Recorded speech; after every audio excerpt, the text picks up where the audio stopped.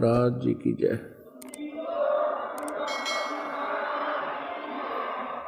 सर्व संतों की जय, सर्व भक्तों की जय, धर्मी पुरुषों की जय, श्री काशी धाम की जय, श्री छुड़ानी धाम की जय, श्री क्रोथा धाम की जय, श्री बरवाला धाम की जय। सत साहिब गरीब नमो नमो सतपुरुष को नमस्कार गुरु की नहीं। सुर नर मुनि जन साधुआ संतों सर्वसदी नहीं। सतगुरु साहेब संत सब डंडो तम प्रणाम। आगे पीछे मज हुए तिनको जा कुर्बान। नराकार निर्विषम काल जाल भयवंदनम निर्लेपम निज निर्गुणम अकल अनुबेशुंदनम। सोहम सुरति समापतम सकल समाना निर्तल। उज्ज्वल हिरंबर हरदमम बेपरवा अथाह वार पार नहीं मज्जतम। ग्रीव दो सुमर सिद्ध होई गणनायक गलताना। करो अनुग्रह सोई पारस पद परवाना। आदि गणेश मनाऊं गणनायक देवन देवा। चरण कमल लो लाऊं आदंत करूं सेवा। परम शक्ति संगीतम रिद्धिदाता सोई। अवगत गुण अतीतम सतपुरुष निर्मोही। जगदम्बा जगदीशम मंगल रूप मुरारी। तन मन अर्पण शीसम भक्ति मुक्ति भंडारी। सुर नर मुनि जन ध्यावे ब्रह्मा विष्णु महेशा। शेष सहस मुख गावे पूज्य आज गणेशा। इंद्र कुबेर सरीखा वरुण धर्म राय ध्यावे। समर्थ जीवन जी का मन इच्छा फल पावे। 33 कोटि आधारा ध्यावे शेष 88। उतरे भव जल पारा कट है यम की फांसी। 33 कोटि आधारा ध्यावे शेष 88। उतरे भव जल पारा कट है यम की फांसी। कर जोरूं विनती करूं धरूं चरण पर शीस। गुरु जी राम देवानंद जी महाराज ने दियो नाम बख्शीश। ग्रीव नमो नमो सतपुरुष को नमस्कार गुरु की नहीं। सुर नर मुनि जन साधुआ संतों सर्वसदी नहीं। सतगुरु साहेब संत सब डंडो तम प्रणाम। आगे पीछे मद हुए तिनको जा कुर्बान। नराकार निर्विषम काल जाल भय बंधनम। निर्लेपम निज निर्गुणम अकल अनोबेशुंधनम। सोहम सुरति समापतम सकल समाना नीरतल। उज्ज्वल हिरंबर हरदमम बेपरवा अथाह वार पार नहीं मज्जतम। ग्रीव जो सुमर सिद्ध होई गणनायक गलताना। करो अनुग्रह सोई पारस पद परवाना। आदि गणेश मनाऊं गणनायक देवन देवा। चरण कमल लो लाऊं आदंत करूं सेवा। परम शक्ति संगीतम रिद्धिदाता सोई। अवगत गुण अतीतम सतपुरुष निर्मोही। जगदम्बा जगदीशम मंगल रूप मुरारी। तन मन अर्पण शीसम भक्ति मुक्ति भंडारी। सुर नर मुनि जन ध्यावे ब्रह्मा विष्णु महेशा। शेष सहस मुख गावे पूज्य आज गणेशा। इंद्र कुबेर सरीखा वरुण धर्म राय ध्यावे। समर्थ जीवन जी का मन इच्छा फल पावे। 33 कोटि आधारा ध्यावे शेष 88। उतरे भव जल पारा कट है यम की फांसी। 33 कोटि आधारा ध्यावे शेष 88। उतरे भव जल पारा कट है यम की फांसी। कर जोरूं विनती करूं धरूं चरण पर शीश। गुरु जी राम देवानंद जी महाराज ने दियो नाम बख्शीश। कोटि कोटि सिजदा करूं कोटि कोटि प्रणाम। चरण कमल में राखियो मैं बांधी जाम गुलाम। कूता हूँ गुरुदेव का रामपाल दास का नाम। गले प्रेम की जेवड़ी झांखें तो वहाँ जाऊं मैं। तो करो तो बावड़ू दूर दूर करो तो जाऊं। जो राखो तो ही रहूं जो देवो सो खाऊं। जय इब के सतगुरु मिले सब दुख आँखों रोए। चरणों ऊपर शीस धरूं कहूँ जो कहनी हो। कबीर गुरु जी मिलेंगे पूछेंगे कुशलाती। आदि अंत की सब कहूँ अपने दिल की बात। गुरु जी तुम ना भूलियो चाहे लाख लोग मिल जाएं। हमसे तुमको बहुत है तुमसे हमको नहीं। तुम्हारे विसारे क्या बने मैं किसकी शरण में जाऊं। शिव बिरंच मुनि नारदा तिनके हृदय न समाऊं। अवगुण किए तो बहुत किए करत न मानी हारे। बावे बंदा बख्श दियो बावे गर्दन उतार। अवगुण मेरे बाप जी बख्शो गरीब नवाज। जो मैं पूत कपूत हूँ बहुर पिता को लाज। मैं अपराधी जन्म का नख सिक भरे विकार। तुम दाता दुख भंजना मेरी करो समार। सूरत करो मम साइया हम हैं भव जल माही। आप ही बह जाओगे जो तुम न पकड़ोगे बाँ। बंदी छोड़ दयाल जी तुम तक हमारी दौड़े। जैसे काग जहाज का अब सूजत और न ठोरे। परम पिता परमात्मा पूर्ण ब्रह्म सारी सृष्टि के रचनहार कुल मालिक कबीर देव जी कबीर साहिब जी ये हम सभी आत्माओं के एकमात्र पिता हैं। ये हमारे सृजनहार हैं। हम सभी आत्माओं के ये जनक हैं। ये हमारे मालिक हैं हमारे पिता हैं। हम सभी काल के जाल में फंसे हुए हैं।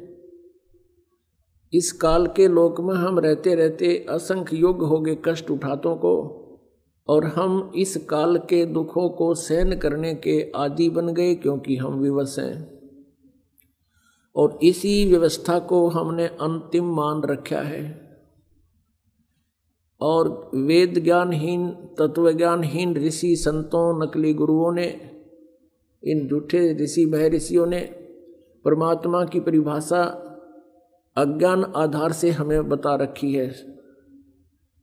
और हमें फाइनल कर रखा है कि जन्म और मृत्यु तो बनी ही रहेगी।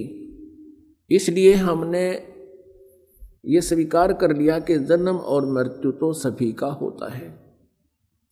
क्योंकि गीता अध्याय नंबर 4 श्लोक नंबर 5 में स्वयं गीता ज्ञानदाता, जिसको हम सुप्रीम पावर माना करते थे, वो स्वयं कह रहा कि अर्जुन तेरे और मेरे बहुत जन्म हो चुके हैं, तू नहीं जानता मैं जानता हूं। इस तरह के इन मंत्रों से, श्लोकों से वो अज्ञानी ऋषि, महर्षि, गुरुजन हमें ये प्रमाणित कर देते थे, हमें संतुष्ट कर देते थे कि परमात्मा भी कह रहे हैं।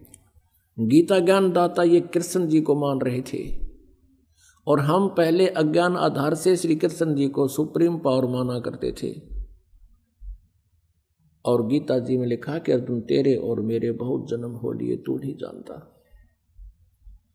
लेकिन ये अज्ञानी इन सदग्रंथों को समझ नहीं सके, जिस कारण से इन्होंने उन मंत्रों के विषय में कोई जानकारी नहीं दी, जिसके विषय में ये स्पष्ट किया हुआ है कि उस पूर्ण परमात्मा जो गीता ज्ञानदाता से अन्य है, उसकी सत भक्ति करने से जन्म और मृत्यु सदा के लिए समाप्त हो सकती है और उस सनातन परम धाम को ये साधक चला जाता है, जहां जाने के बाद फिर लौटकर कभी संसार में नहीं आता। वो अपने ही सदग्रंथों में विद्यमान है। श्रीमद् भगवत गीता अध्याय नंबर 15 के श्लोक नंबर 1 से 4 में स्पष्ट किया है कि तत्वदर्शी संत वो होगा जो उल्टे लटके हुए संसार रूपी वृक्ष के सभी पार्ट्स को बता देगा, उसके सभी विभागों को जानता है, जड़ से लेकर टहनियों तक। वो तत्वदर्शी संत होगा और उस तत्वदर्शी संत के प्राप्ति के पश्चात परमेश्वर के उस परम पद की खोज करनी चाहिए, जहां जाने के बाद साधक फिर लौटकर कभी संसार में नहीं आती।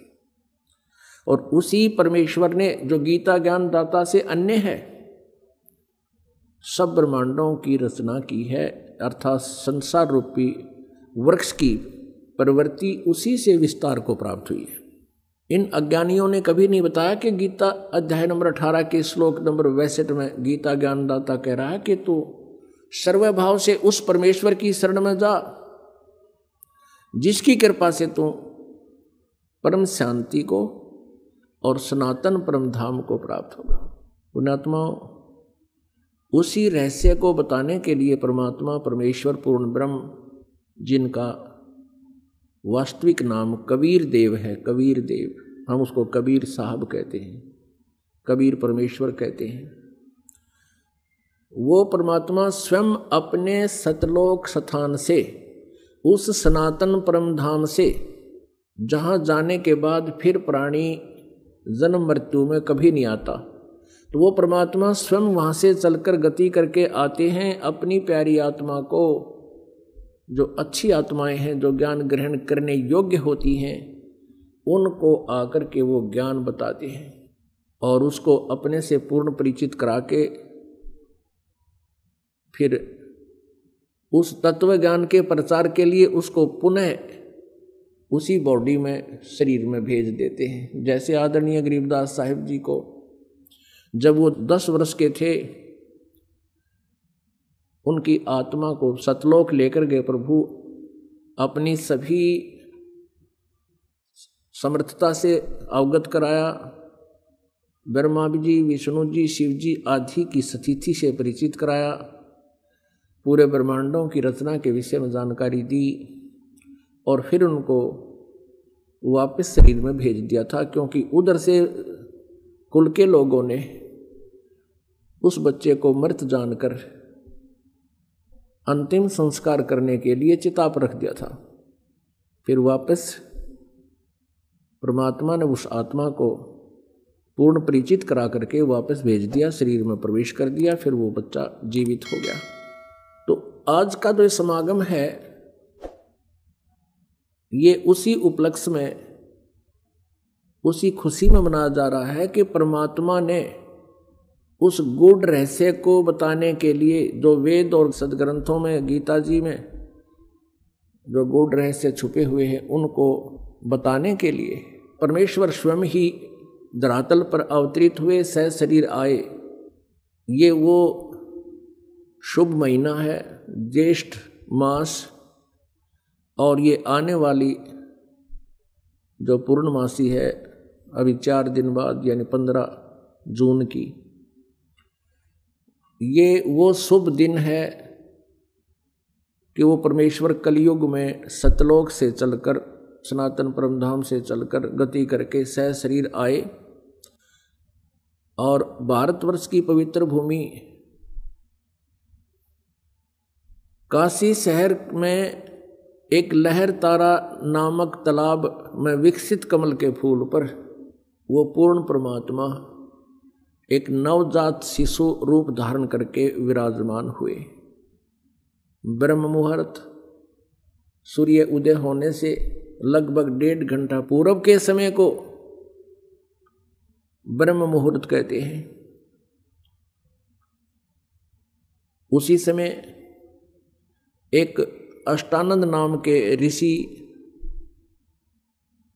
वो वहाँ लहर तारा तालाब पर एकांत स्थान देखकर स्नान करते थे और जैसा भी उनके पूज्य गुरुदेव स्वामी रामानंद जी ने जो साधना करने को बता रखा था, वह कुछ देर बैठकर वो सुबह सुबह भगवान का चिंतन भी किया करते थे। स्वामी अष्टानंद जी अपनी साधना करने की तैयारी में थे, स्नान कर चुके थे, आंखें खुली थी और ज्ञान मुद्रा में विराजमान थे। उन्होंने क्या देखा कि आकाश से एक प्रकाश पुंज आ रहा है। प्रकाश का एक गोला सा आता नजर आया। ज्यों ही ऋषि जी ने उसको ध्यान से देखना चाहा, अष्टानंद जी की आंखें चुंधी आ गई। वो उस तेज को, उसकी चरम दृष्टि सहन नहीं कर सकी, आंखें बंद हो गई। आंखें बंद हुई तो क्या देखा, उसमें एक नवजात शिशु का रूप दिखाई दिया। जैसे हम सूर्य की तरफ देखते हैं, हमारी ये चरम दृष्टि आंखें नहीं देख पाती, हम आंखें बंद कर लेते हैं या दूसरी साइड में कर लेते हैं, नीचे को कर लेते हैं, तो उसमें सूर्य दिखाई नहीं देता, सूर्य का आकार दिखाई देता, सूर्य का प्रकाश दिखाई नहीं देता, केवल सूर्य का आकार दिखाई देता है, एक गोला सा नजर आता है। इसी प्रकार अष्टानंद जी परमेश्वर के उस तेज पुंज को नहीं देख सके। पहले तो उसने देखा कि प्रकाश का कोई गोला सा आ रहा है,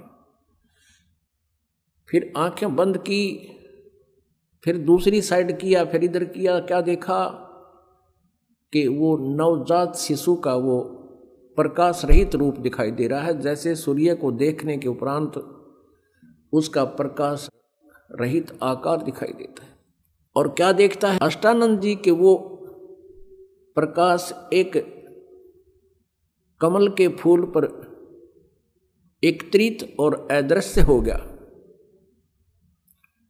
अंधेरा सा था, वो देख नहीं सका, लेकिन इतना तेज प्रकाश अपने आप गति करके आ रहा था, इससे वो अचंभित बहुत हुआ।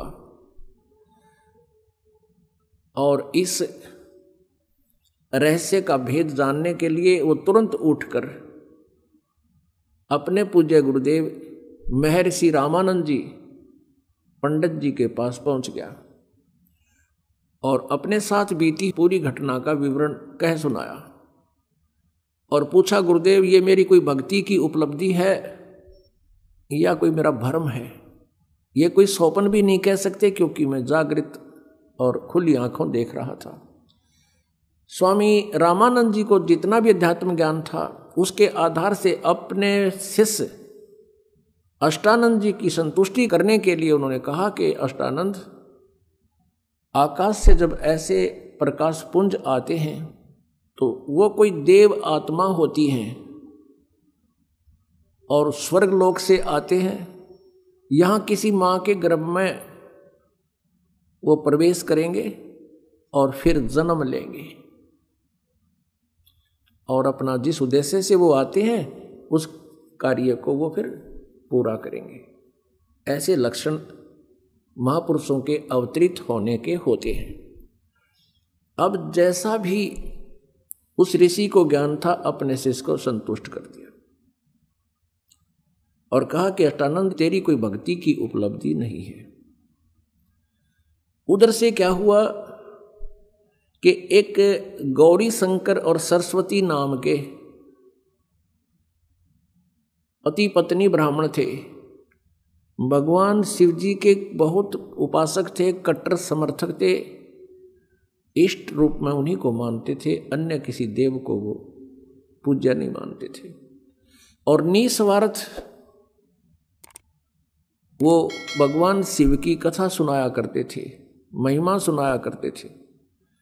जो भी पैसा उनके पास आ जाता था कथा करते समय, तो अधिकतर वो धर्म में लगाया करते थे। उनका कोई संतान नहीं थी, विवाह को लगभग 20-25 वर्ष हो गए थे, उनके कोई संतान नहीं थी, और संतान की चाह उनके हृदय में बहुत घनी थी।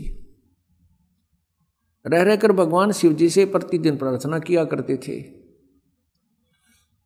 कुछ दिनों के बाद क्या हुआ कि जो काशी के अन्य ब्राह्मण थे, जो जनता से पैसे लेकर के उनको गुमराह करके पैसे ऐंठा करते थे, उनको लगा कि जो गौरी शंकर है ये निःशुल्क और निस्वार्थ भाव से जनता को कथाएं सुनाता है, और काशी के लोगों की अधिक आस्था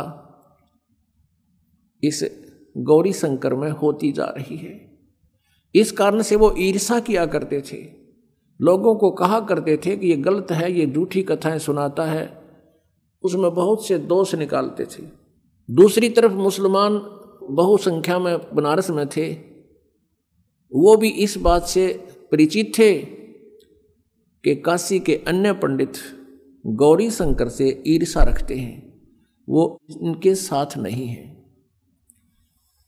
और हिंदू धर्म का अत्यधिक प्रचार बनारस में ये गौरी शंकर कर रहा है,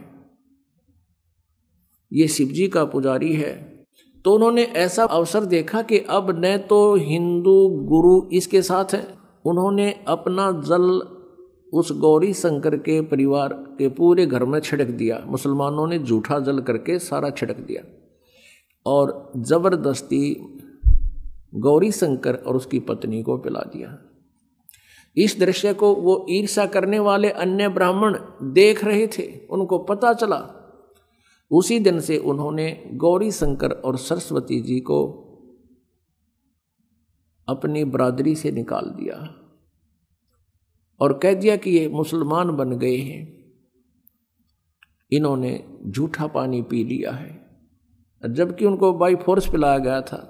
अब ऐसी स्थिति में गौरी शंकर ने मुसलमान धर्म को स्वीकार कर लिया, क्योंकि हिंदुओं ने उनका बहुत विरोध कर दिया और गंगा में स्नान करना भी बंद करवा दिया कि अब ये मुसलमान हो गया, ब्राह्मण नहीं रहा, हिंदू नहीं रहा। अब गौरी शंकर का नाम बदलकर नीरू रख दिया मुसलमानों ने, और सरस्वती का नाम नियामत रख दिया,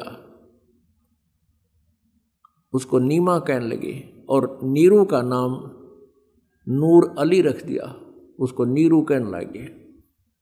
लहर तारा नामक तालाब की स्थापना कैसे हुई? वो एक बहुत बड़ा गड्ढा था, लगभग सैकड़ों एकड़ में झील थी, और गंगा का पानी लहरों के द्वारा ओवरटेक होकर, ओवरफ्लो होकर, जैसे पशु घाट बने हुए थे उनसे उछलकर वर्षा के दिनों में जब फुल स्वयं पर गंगा चलाकर बहती थी, तो पानी ओवरफ्लो होकर के लहरों के द्वारा रिस रिस के ऊपर के उछल के एक बहुत बड़े सरोवर का रूप धारण किए हुए था। उसका जल गंगा के तुल्य ही निर्मल था, लंबी चौड़ी झील थी। झील तो नहीं कह सकते, लंबा चौड़ा सरोवर था, वो तालाब था। और अष्टानंद जी भी वहाँ एकांत स्थान पा करके स्नान किया करते थे उसी स्वच्छ जल में। उधर से नीरू नीमा पहले ब्राह्मण थे, प्रतिदिन गंगा पर स्नान करने जाते थे। गंगा में स्नान करना ब्राह्मणों ने उनको प्रतिबंध लगा दिया, मना कर दिया। तो वो भी उसी लहर तारा नामक तालाब पर स्नान करने के लिए प्रतिदिन जाया करते थे। उस दिन भी जिस दिन परमात्मा उनको मिले, वो प्रतिदिन की तरह सुबह उठकर, ये गर्मियों का मौसम, सुबह वक्त से उठकर चल पड़ते थे। जहाँ वो रहते थे उनकी जुलाहा कॉलोनी से लगभग 4-5 किलोमीटर की दूरी पर वो लहरतारा तालाब था। प्रतिदिन वो सैर भी हो जाती थी, स्नान दोनों पति पत्नी वहाँ करके आते थे। वो भले ही मुसलमान बन गए थे लेकिन भगवान शिव को नहीं भुला पाए थे। अंदर से वो फिर भी पुकार उसी अपने इष्ट को ही सुनाते थे। उस दिन नीमा रोती हुई कह रही है, हे भगवान शिव जी, आप परम शक्ति हैं, आप देवों के देव हैं, महादेव हैं। मुझ दासी को भी एक खिलौना दे देते, आपके दरबार में भरे भंडार हैं। मुझे भी एक पुत्र दे देते, मेरा भी संसार में हिस्सा हो जाता। और दुनिया मेरे ऊपर कटाक्ष कर रही है, ना जाने क्या क्या कहकर हमें चिढ़ा रही है। ये परमात्मा, आपकी दासी का जीवन सफल हो जाता। उधर से यूं कहकर वो बहुत जोर जोर से रोने लगी, बहुत हिचकी बंध गई। उधर से नीरू कहता है, नीमा, यदि हमारे भाग्य में होता तो भगवान शिव अवश्य दे देते। आयु हमारी 60 के आसपास पहुंच चुकी है, वृद्धावस्था ने दस्तक दे दिए हैं और हम अभी भी उसकी तरफ चाह कर रहे हैं। आप ऐसे रोती रहोगी, आपकी आंखें खराब हो जाएंगी। बुढ़ापे में कोई उंगली पकड़ने वाला सहारा हमारा है नहीं, पुत्र भाग्य में है नहीं, तेरी आंखें और नष्ट हो जाएंगी, तू अंधी हो जाएगी। सब्र कर, भगवान ने जो किया वो ठीक किया है। ऐसे सांत्वना देते हुए और नीमा हिचकी बंधी हुई, रोती हुई, आंसू पोंछती हुई वह पहुंच जाती है लहरतारा नामक तालाब पर, जहां वो प्रतिदिन स्नान किया करते थे। पहले नीमा ने स्नान किया, थोड़ा अंधेरा रहते नीरू बाहर बैठा था किनारे पर, ऊपर पाल पर।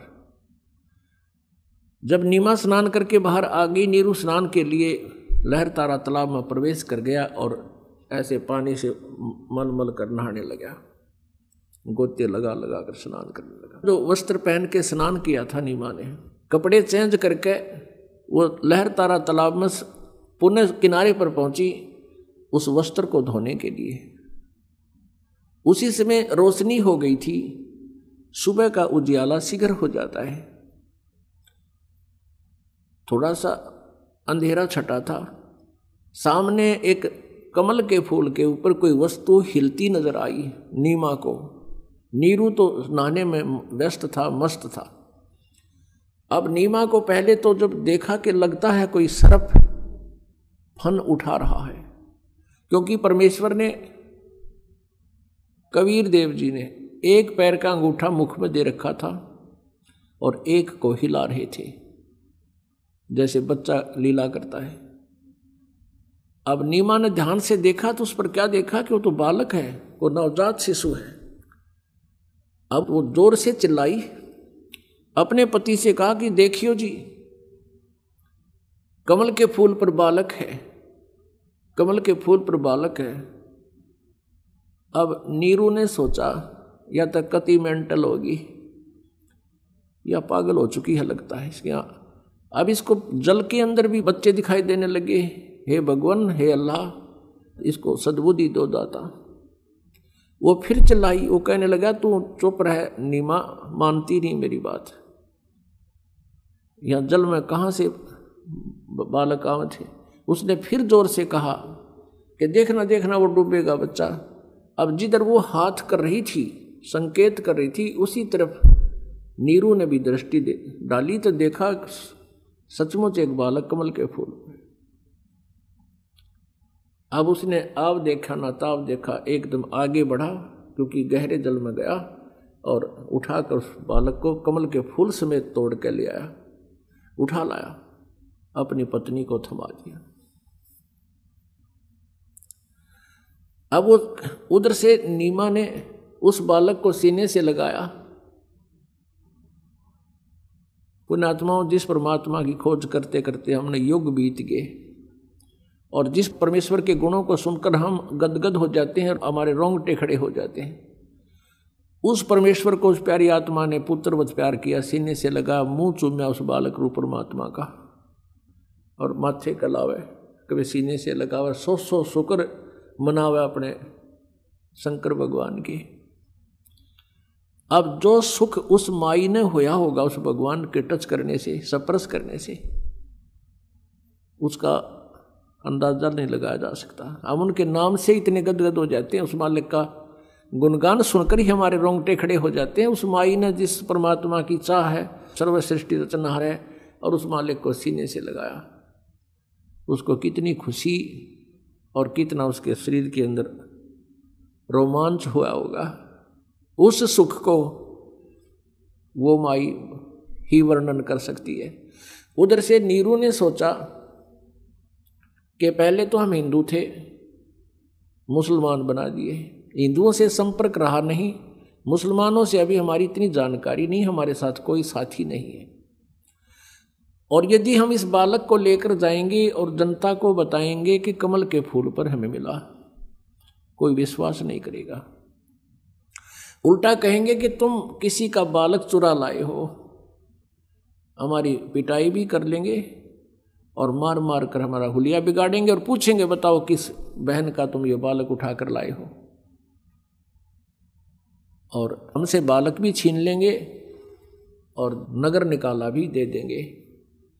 ये सारा जुगाड़ सोचकर, सारे विचार लगा करके नीरू ने अपनी पत्नी से कहा, नीमा इस बालक को यहीं छोड़ दे, और उसको सारी स्थिति से परिचित करा दिया कि हमारे साथ ऐसा ऐसा हो सकता है।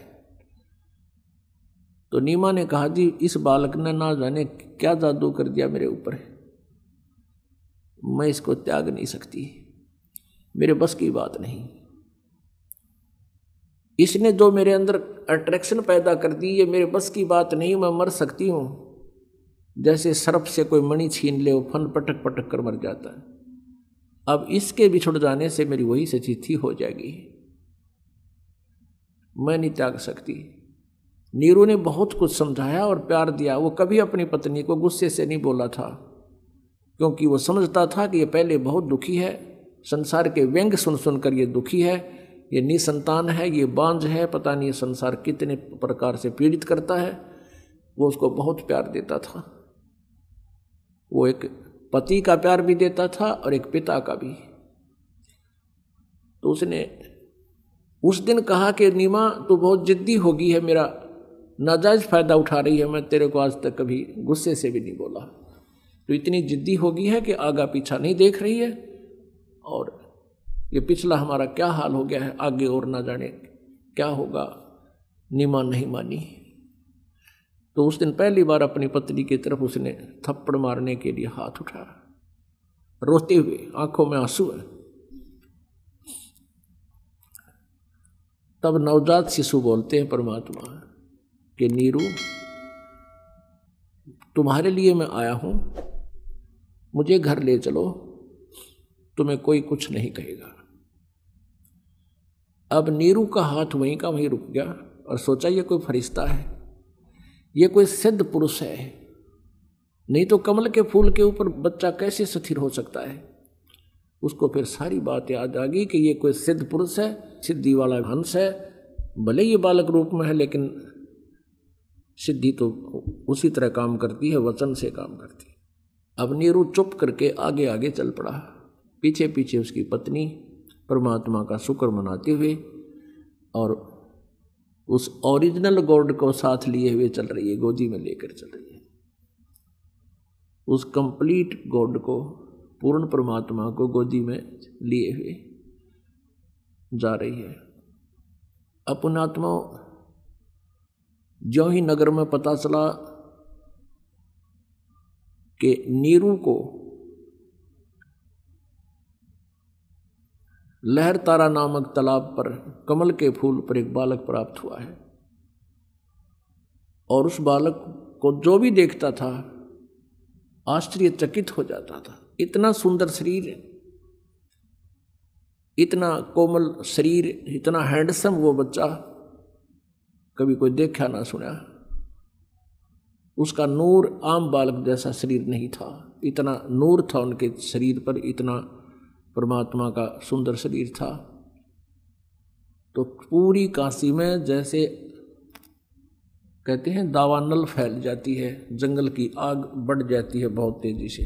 अब पूरी काशी नगरी उमड़ कर आन लगी गीत गाते हुए, जैसे किसी का ब्याह में जाया करती पहले बहनें गीत गाती हुई, ऐसे झुंड के झुंड आ रहे हैं और वहाँ परमात्मा के दर्शन कर रहे हैं। कोई कुछ कह रहा है, कोई कहता ये तो भगवान शिव का स्वरूप है, कोई कहता ये तो विष्णु जी अवतरित हुए हैं, कोई कहता ये तो ब्रह्मा जैसे खूबसूरत हैं, कोई कहे ये देव है, कोई व्यक्ति कह रहा है कि ये तो कोई गण है, ये कोई भूत प्रेत है, बोलता भी है छोटा सा बच्चा। इस तरह की प्लस माइनस बातें सुनकर नीमा बहुत दुखी हो रही थी। कोई तो भूत कहे था, कोई प्रेत कहे, कोई भैरव बतावे और कोई ब्रह्मा विष्णु महेश की आत्मा बतावे। आदरणीय गरीबदास साहिब जी ने जो परमात्मा से परिचित हुए थे, उन्होंने अपनी अमृतवाणी में परमेश्वर की वो सब लीला ज्यों की त्यों चित्रित की है। जैसे गरीबदास साहिब जी का जन्म सन 1717 यानी संवत 1774 में गांव छुडानी जिला झज्जर हरियाणा में हुआ और परमात्मा का उसमें अवतरण सन 1398 में, सन 1398 में यानी संवत 1455 में, लगभग 300 वर्ष के बाद कबीर परमेश्वर जी पुनः मिले थे उस गरीबदास साहिब जी को। अभी आपको बताया कि सतलोक उनकी आत्मा को लेकर गए, वापस छोड़ा और उनको दिव्य दृष्टि दे दी, उनका ज्ञान योग खोल दिया। इस दिव्य दृष्टि की भी रेंज होती है। जैसे संजय को दिव्य दृष्टि दी थी वेद व्यास जी ने, दिल्ली में बैठकर वो कुरुक्षेत्र के मैदान में युद्ध देख रहा था, उसकी दिव्य दृष्टि की अक्षमता से केवल वहीं तक थी, उससे आगे और ऊपर वो कुछ नहीं देख सकता था। ऐसे जैसे ये दूरबीन होती है, इनकी क्षमता होती है, रेंज होती है, किसी की तो 2 किलोमीटर, किसी की 100 किलोमीटर आकाश के ग्रहों तक देख लेती है। तो ऐसे ही इन दिव्य दृष्टि की रेंज होती है। जैसे तुलसीदास साहिब जी, जो तुलसी जी हुए, तुलसीदास जी जिन्होंने रामायण को पुनर्चित्रित कर दिया लाखों वर्षों के बाद।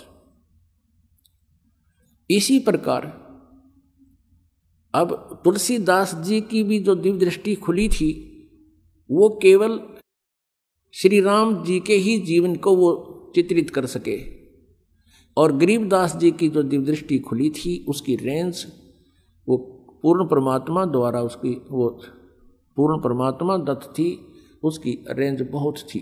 करोड़ों अरबों वर्ष पहले के और भविष्य के सभी रहस्य उद्घाटन गरीबदास साहिब जी ने परमात्मा के बारे में अपने अमृत वचनों में किए हुए हैं।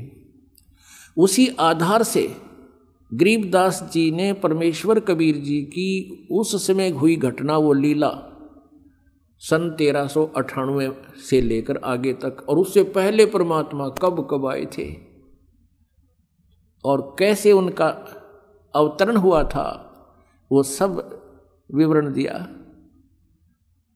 तो गरीबदास साहिब जी ने अपनी अमृतवाणी में बताया कि ना सतगुरु जननी जने उनके माना बाप, पिंड ब्रह्मांड से रहित हैं जहां न तीनों ताप।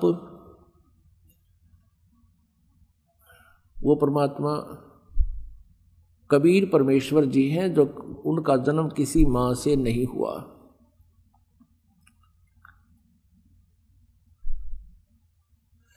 गरीबदास साहिब जी ने फिर परमात्मा की समर्थता बताई है। अनंत कोट ब्रह्मांडे का एक रति नहीं भार, ये सतगुरु पुरुष कबीरे हैं कुल के सृजनहार। अब गरीबदास साहिब जी ने परमेश्वर की आंखों देखी महिमा, बोला, लिपिबद्ध करवाया। अब उन्होंने परमात्मा के अवतरण की बहुत ही अच्छी अमृत वाणी यानी बहुत प्यारी वाणी बोली है, वो आपको सुनाते हैं। 84 बंधन कटे किन्नी कल्प कबीर, भवन चतुर्दश लोक सब ये टूटे जम जंजीर। ग्रीव अनंत कोट ब्रह्मांड में बंदी छोड़ कहाए, सो तो एक कबीर है जननी जने नमाए।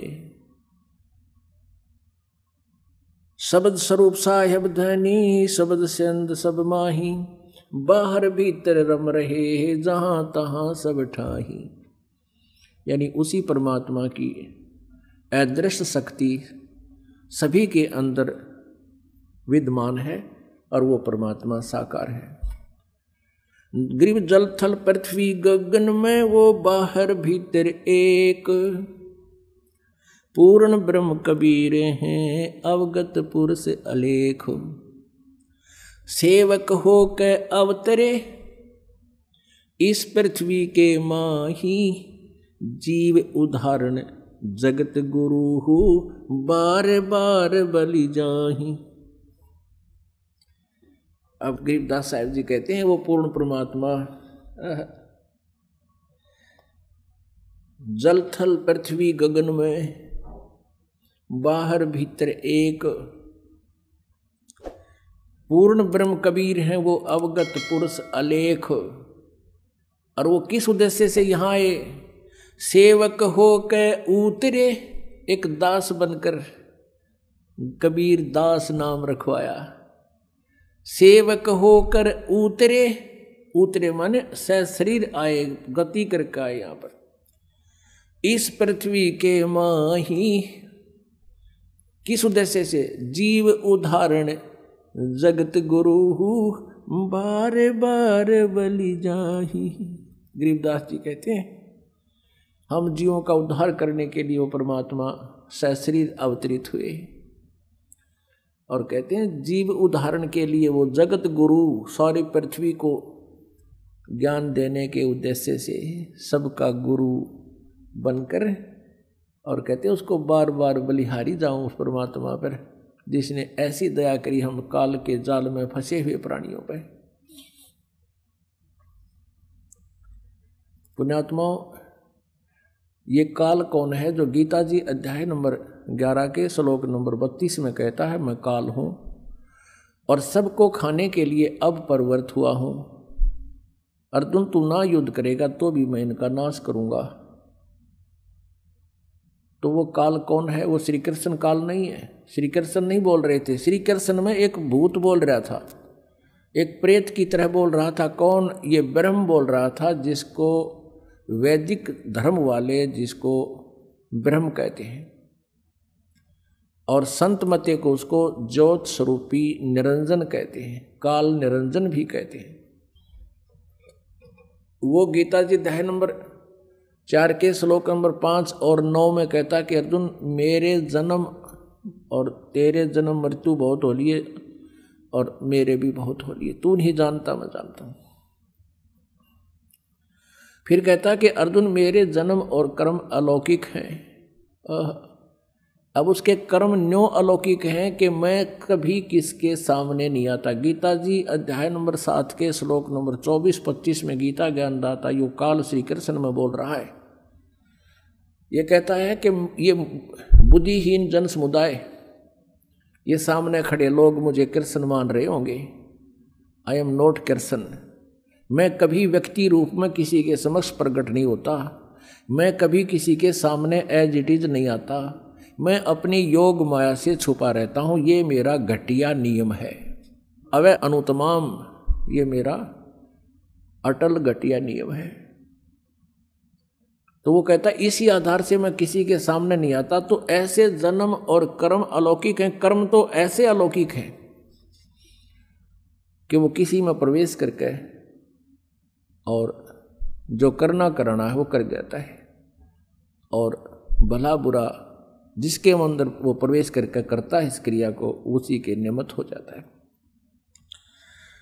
जैसे एक बार गंधर्वों का और नागों का आपस में झगड़ा हो गया। गंधर्वों ने नागों को हरा दिया। नागों ने फिर प्रार्थना की, भगवान की स्तुति की।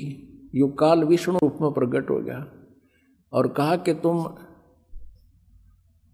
एक राजा ससाद है, उसको लड़ने के लिए तैयार करो। उसके शरीर में प्रवेश करके मैं भूत की तरह जाकर सब न मार दूंगा, गंधर्वों का नाश कर दूंगा। ऐसा ही कर दिया। ऐसे ही एक बार राक्षस और देवताओं के आपस में झगड़ा हुआ। उस समय देवताओं राक्षसों से हार गए, ये विष्णु पुराण में लिखा है। तो देवताओं ने फिर प्रार्थना की, काफी दिन तक तप किया, फिर विष्णु रूप में यह काल प्रकट हो गया, विष्णु जी के रूप में, और कहा कि मैं तुम्हारी सब स्थिति से परिचित हूँ, तुम प्रकुत्स नामक उस राजा को लड़ने के लिए तैयार करो, मैं उसके शरीर में प्रवेश करके सबको मार दूंगा, हरा दूंगा। ऐसा ही कर दिया। तो ये काल है जब महाभारत के युद्ध में श्री कृष्ण जी बिल्कुल रुचि नहीं रखते थे युद्ध करने और कराने की, क्योंकि उन्होंने स्वयं भी कह दिया था मैं हथियार नहीं उठाऊंगा, और 3 बार शांति दूत बनकर गए थे कि तुम युद्ध ना करो, कौरव पांडव अपना प्यार से सुलझा लो। जब नहीं मानने थे, जब कह दिया था कि मैं युद्ध भी नहीं करूंगा, हथियार भी नहीं उठाऊंगा, एक तरफ मेरी सेना होगी, एक तरफ मैं होऊंगा। और फिर महाभारत का युद्ध नहीं टला, स्टार्ट होने वाला था। उसी समय अर्जुन मना कर देता है कि मैं युद्ध नहीं करूंगा, और काल को पता था कि श्री कृष्ण जी भी कह देगा ठीक है चलो वापस, कुछ नहीं बिगड़ा अभी तक। उसी समय ये काल प्रवेश कर गया श्री कृष्ण जी के अंदर। ये 21 ब्रह्मांड का स्वामी जिसने हमें यहाँ फंसा रखा, धोखा दे रखा, अपने उल्लू सीधा करता है। 1 लाख मानव शरीरधारी प्राणियों को नित आहार करता है, खाता है। उस उद्देश्य से इसने वो जुल्म करवाना था और हमें यहाँ फंसा के रखना है। तो इसी उद्देश्य से उसने ये सब जुगाड़ जोड़ रखा। तो ये कहता है कि मेरे जन्म और कर्म अलौकिक हैं। तो ऐसे वो कहता है 11वें अध्याय के 32वें श्लोक में कि मैं काल हूं। अर्जुन कहता है 11वें अध्याय के 21वें श्लोक में कि भगवान आप तो देवताओं को भी खा रहे हो, ऋषि महर्षियों भी आपसे कांप रहे हैं, हाथ जोड़ रहे हैं, मंगल हो मंगल हो, मंगल कामना कर रहे हैं, हमें बख्श दो बख्श दो। और ये देवताओं का झुंड आपके मुख में समा रहा है। तब 11वें अध्याय के 32वें श्लोक में कहता अर्जुन मैं तो काल हूं और सब न खाऊंगा। तो पुण्यात्मा हम इस काल के जाल में फंसे हुए हैं, इसने हमें मिसगाइड किया हुआ है।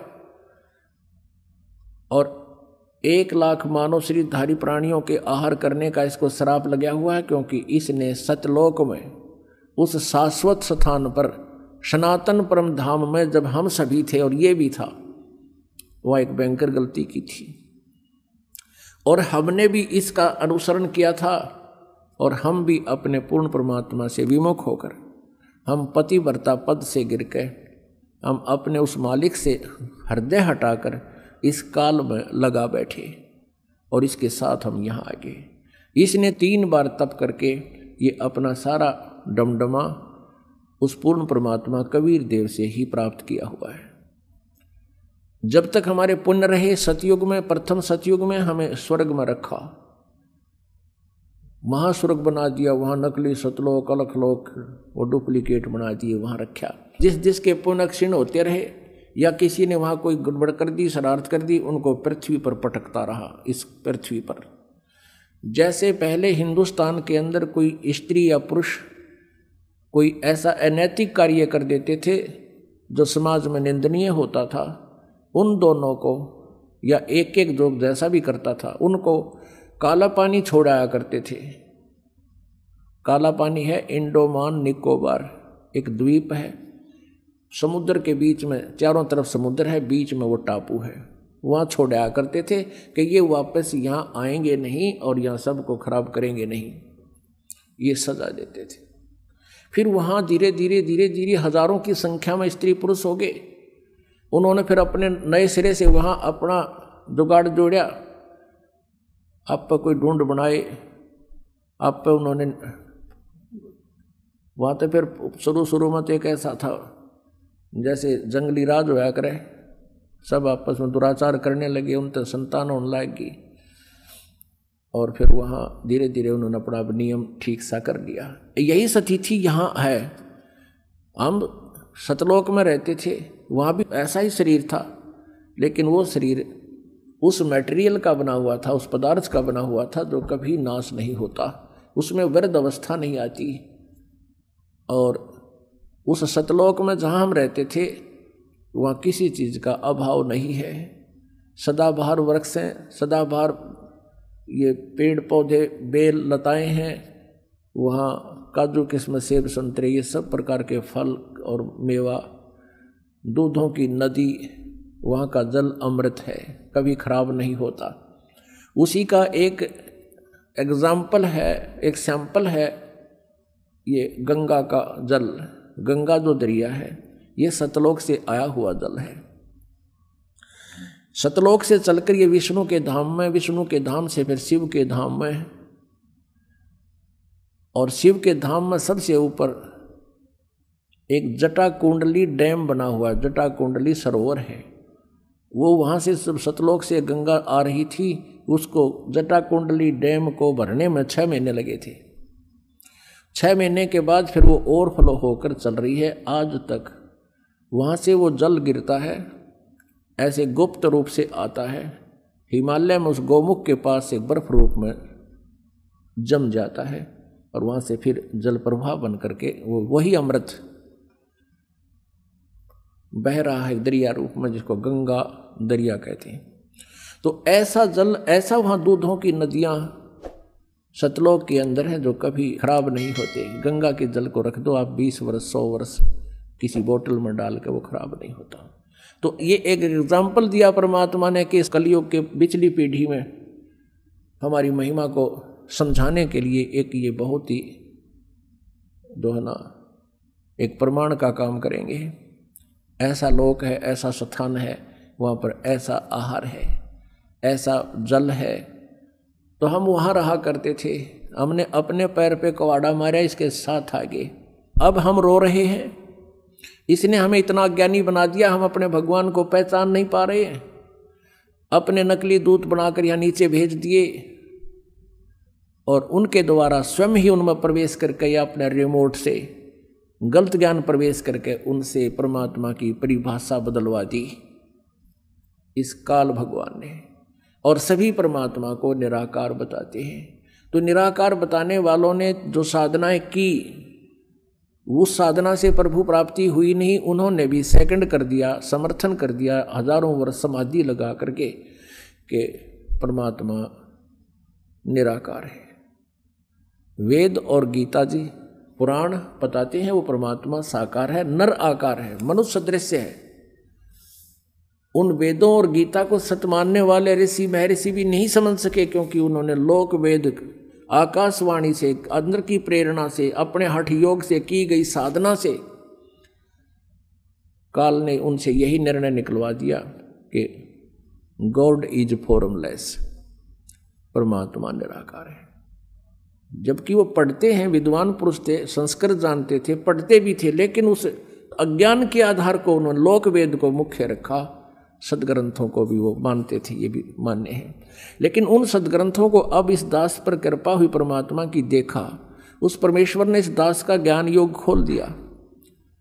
अब हम इधर से तो हिंदू धर्म को मानते हैं, हिंदू धर्म को मानते हैं तो हिंदू धर्म के हमने सदग्रंथों को भी मानना ही पड़ेगा, क्योंकि कोई भी प्रचार किसी देव का जो भी हमें सुनने को मिला, उन सुनाने वालों ने यही कहा कि हम शिवपुराण में ऐसा लिखा वहाँ से सुना रहे हैं, गीता जी में ऐसा लिखा है उसको वहाँ से सुना रहे हैं, शिव विष्णु पुराण में ऐसा लिखा है, दुर्गा पुराण में ऐसा लिखा है, और वेदों में ऐसा लिखा है। तो उस समय हम सभी अशिक्षित थे, जनता अशिक्षित थी, और संस्कृत भाषा के ग्रहण करने का, शिक्षा ग्रहण करने का एक ब्राह्मण वर्ग को ही अधिकार था। ऐसा नियम बनाया हुआ था कि ब्राह्मण विद्या ग्रहण करेंगे और बाकी 4 वर्ण बना दिए थे, वो अपना अपना कार्य अलग करेंगे। इस आधार से अन्य जनता शिक्षा ग्रहण नहीं करती थी। तो इन शिक्षा ग्रहण करने वालों को, यानी संस्कृत भाषा के जानने वालों को वेदों का ज्ञान नहीं था। संस्कृत भाषा जरूर थी, पढ़ लेते थे, लेकिन वो समझ नहीं सके। वेद पढ़े पर वेद न जाने, ये बच्चे पुराण 18, जड़ को अंधे